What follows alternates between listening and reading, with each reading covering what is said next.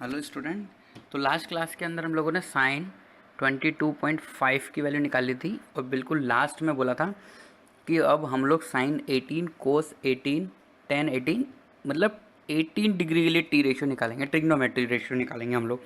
तो 18 डिग्री निकालने चाहते हैं हम लोग। तो जैसे कि हम लोगों ने 22.5 निकालने के लिए सबसे पहले स्टेप क्या यूज़ करी थी, थीटा इज इक्वल टू 22.5 मान लिया था, क्योंकि 22.5 हमें निकालना था, यहाँ 18 निकालना है, तो हम थीटा इज इक्वल टू मान रहे हैं let theta is equal to 18 degree जो हम लोगों को फाइंड करना है यहाँ पे। ठीक है, साइन 18 डिग्री क्लियर।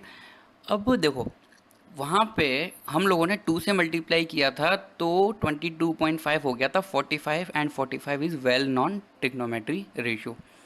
अब यहाँ पे हम लोगों को आगे बढ़ना है और कैसे आगे बढ़ें वो अगर सोच डेवलप करनी है।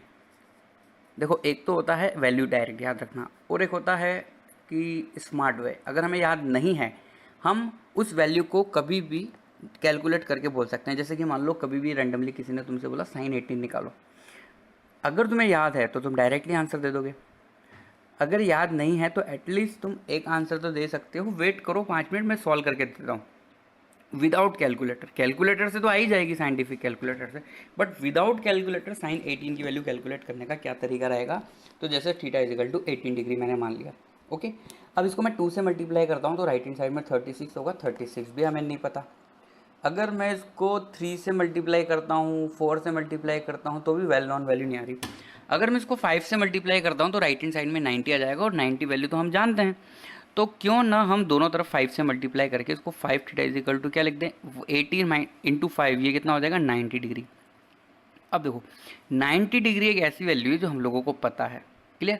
अब हम लोग कैसे पहुँचे यहाँ तक, तो क्यों हम 5 थीटा को 2 थीटा प्लस 3 थीटा लिख सकते हैं। ये थोड़ी सी यहाँ पर ट्रिक है कि हम 5 थीटा को लिख सकते हैं 2 थीटा प्लस 3 थीटा, वही 5 is equal to 2 plus 3, 90 degree.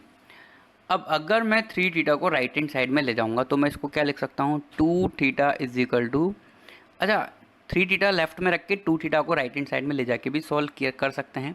तो अब हम लोग लिख देते हैं 2 theta is equal to 90 minus 3 theta.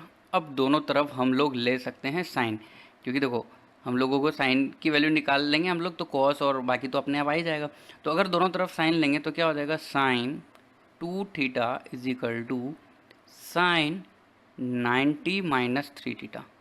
अब देखो साइन 90 माइनस समथिंग क्या होता है, कोस थीटा। तो हम लोग लिख सकते हैं sine 2 theta is equal to cos 3 theta. अब देखो हमें पहुंचना कहाँ है, 18 डिग्री पे, मतलब हमें थीटा पे पहुंचना है। और यहाँ अभी क्या है 2 थीटा और 3 थीटा, तो क्यों हम फॉर्मूला पढ़ चुके हैं 2 थीटा को थीटा में कन्वर्ट करने वाला और 3 थीटा को भी थीटा में कन्वर्ट करने वाला, तो वो दोनों फार्मूला हम यहाँ पे अप्लाई कर देते हैं।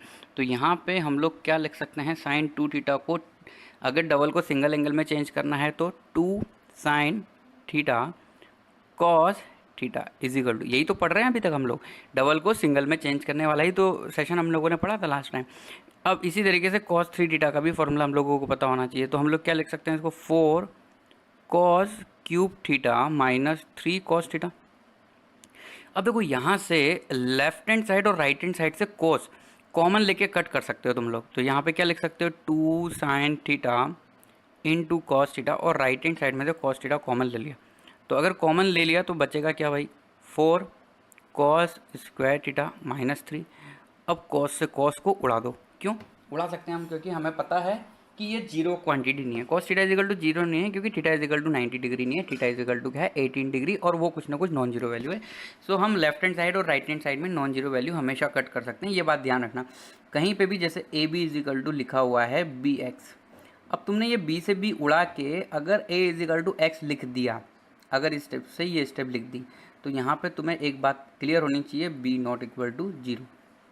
अगर b not equal to zero नहीं दिया हुआ है तो तुम b से b को कट नहीं कर सकते। b को b से वैसे कट नहीं होता, वो डिवाइड होता है। अब जीरो से जीरो को नहीं डिवाइड कर सकते ना हम लोग, इसलिए मैं ऐसा बता रहा हूँ तुम लोगों को। अब देखो जो रिमेनिंग है वो हम लोग लिख देते हैं। तो रिमेनिंग जो हमारे पास बचा, ये देखो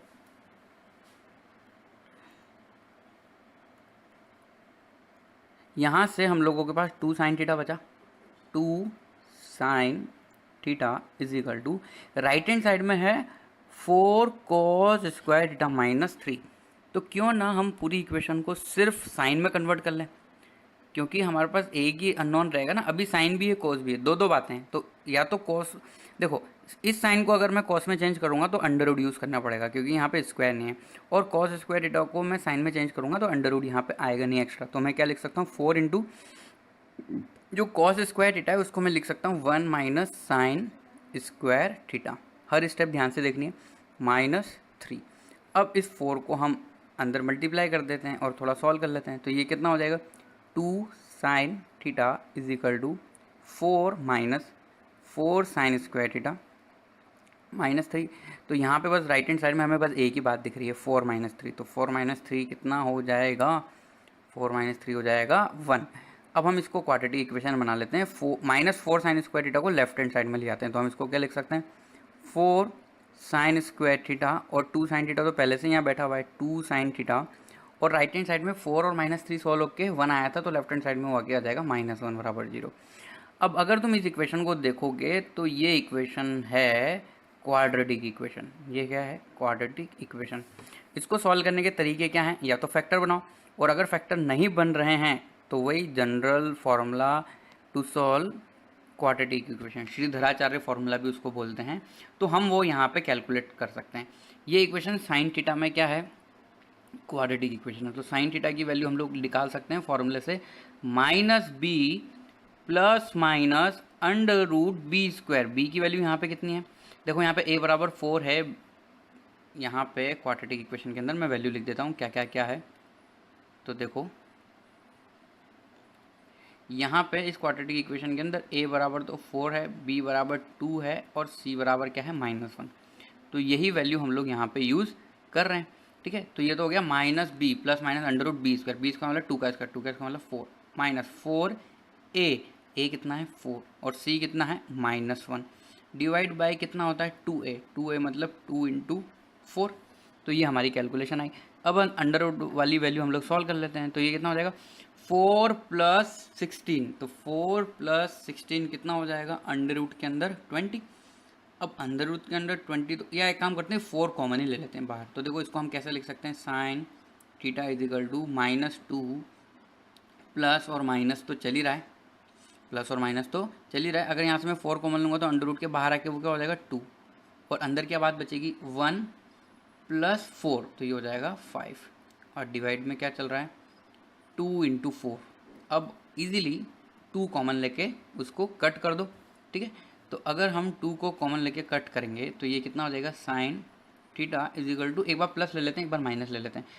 तो देखो -1 प्लस अंडर रूट 5 अपॉन 4, और दूसरी वैल्यू क्या आएगी, -1 माइनस अंडर रूट 5 अपॉन 4। ये तुम लोग जानते हो, हम लोग ऐसा कर सकते हैं क्योंकि एक बार हम प्लस ले रहे हैं एक बार माइनस ले रहे हैं। अब राइट हैंड साइड वाली जो वैल्यू है ना वो हम लोगों को रिजेक्ट करनी पड़ेगी। ये वैल्यू हम लोग रिजेक्ट कर देंगे। ये रिजेक्ट क्यों कर देंगे, क्योंकि थीटा जो है ना वो हमने 18 डिग्री माना है, जो कौन से क्वाड्रेंट में है, फर्स्ट क्वाड्रेंट में, और फर्स्ट क्वाड्रेंट में सब वैल्यू पॉजिटिव होती है, तो साइन थीटा यहाँ से नेगेटिव नहीं आ सकता ना। तो हम सक्सेसफुली कैलकुलेट कर पाए यहाँ पे साइन 18 की वैल्यू। तो थीटा इज इक्वल टू क्या है, 18 डिग्री। तो theta is equal to 18 degree अगर हम इसके अंदर पुट कर देते हैं तो साइन थीटा हम सक्सेसफुली कैलकुलेट कर पाए हैं, और वो आ गया है अंडर रूट 5 -1 अपॉन 4 साइन 18। अब 18 की जगह हम लोग, मतलब थीटा की जगह हम लोग क्या लिख देते हैं, 18 डिग्री लिख देते हैं यहाँ पे। तो साइन 18 डिग्री की वैल्यू भाई ये है, कितनी है, साइन 18 की वैल्यू √5 -1 अपॉन 4, √5 -1 अपॉन 4। अब देखो मैं इससे तुम लोगों को हिंट बता देता हूँ कि हम बाकी की वैल्यू कैसे कैलकुलेट कर सकते हैं। अगर मैं 90 में से 36 को माइनस करता हूँ तो मेरे पास आंसर आता है 54। तो ये जो वैल्यू निकल के आई है ये सेम टू सेम वैल्यू किसकी होगी, कॉस के अंदर 54 की। तो अगर कोई 54 तुम लोगों से पूछेगा कि क्या होता है तो cos 54 तुम लोग बता सकते हो। अब देखो यहाँ से cos 18 भी हम निकाल सकते हैं, क्यों, क्योंकि हमें पता है कि cos square theta is equal to क्या होता है, 1 माइनस साइन स्क्वायर थीटा होता है। तो हम यहाँ से cos 18 की भी वैल्यू कैलकुलेट कर सकते हैं। क्या कैलकुलेट कर सकते हैं, cos 18 की वैल्यू। तो cos 18 की वैल्यू हो जाएगी, देखो कैलकुलेशन अगर करनी ही है तो कर लेते हैं। तो cos 18 degree is equal to 1 minus sine square 18, sine square 18 मतलब √5 माइनस 1 अपॉन 4 का पूरे का क्या कर सकते हैं हम यहाँ पे स्क्वायर कर सकते हैं। क्लियर। तो ये हो गया हमारा cos 18 की वैल्यू। अब इसके स्क्वायर को खोल देते हैं तो 1 माइनस कितना हो जाएगा 5 + 1 मतलब a square plus B square minus 2ab से 2√5 और डिवाइड में क्या बातें चल रही हैं 4, 4 का स्क्वायर मतलब ये हो जाएगा 16। तो अगर हम एलसीएम लेंगे तो कितना हो जाएगा 16 माइनस, अब देखो ये पूरा का पूरा किस में चल रहा है भाई ब्रैकेट में, तो 5 + 1 तो ये तो हो गया कितना 6 और ये हो जाएगा -2√5। समझ में आ रही है बातें। डिवाइड में कितना चल रहा है 16। अब देखो ये सब किसकी वैल्यू है cos स्क्वायर 18 की, cos स्क्वायर 18 की वैल्यू है। अब ये cos स्क्वायर की 18 की वैल्यू हम सॉल्व करेंगे 16 माइनस 6 तो ये हो जाएगा 10 प्लस 2√5 डिवाइड बाय, अब देखो ऊपर भी हम लोगों ने जो सॉल्व किया है वो √5 माइनस 1/4 जो है ये वैल्यू हमारी साइन 18 की, इसी तरीके से हम cos 18 फाइंड कर रहे हैं और डिवाइड में क्या चल रहा है 16। क्यों ना हम 2 कॉमन लेके कट कर दें, हम 2 कॉमन लेके कट कर दें तो ये क्या हो जाएगा cos square 18 is equal to, ये वैल्यू हमारे पास कितनी आ जाएगी यहाँ पे देखो 2 अगर कट कर देंगे हम लोग तो 5 प्लस √5 अपॉन 4। क्लियर। अब देखो ये जो वैल्यू हमारे पास यहाँ पे निकल के आई है इसको हम आगे सॉल्व कर सकते हैं √5 कॉमन लेके और यहाँ से अंडर को सॉल्व करके cos 18 आ जाएगा। अगर हमारे पास cos 18 आ चुका है तो हम tan 18 भी निकाल सकते हैं, क्योंकि tan 18 निकालने के लिए कुछ मेहनत करने की जरूरत नहीं है। हम क्या लिख सकते हैं sin 18 अपॉन cos 18। क्लियर।